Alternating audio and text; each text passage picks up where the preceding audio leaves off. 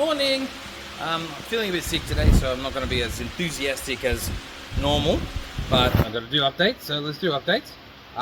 The patrol is all done. I've got it all fixed at started first time, so the alternator was certainly the entirety of our problem, which is really nice. And I'll just flip it over. So this wire here that I was referring to before, that I had no idea what it did, I spoke to another very experienced auto electrician, and he advised me that sometimes what people will do with these older diesels is use this stem to run an aftermarket tacho, show where the revs are.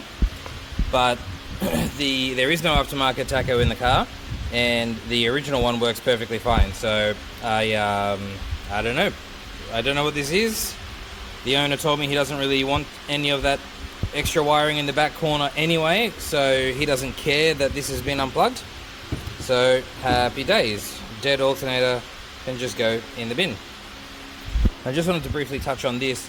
Now, there are plenty of other types of machines that you could have used to do the testing that I did, but there are a few reasons why I use this one. Firstly, because it was the closest and easiest to use. Secondly, because of the smart jump start system where it was detecting that short circuit. That's actually really important for this sort of work, because had I gone and used like a battery or even like a standard jump starter without, like, that's just a battery really,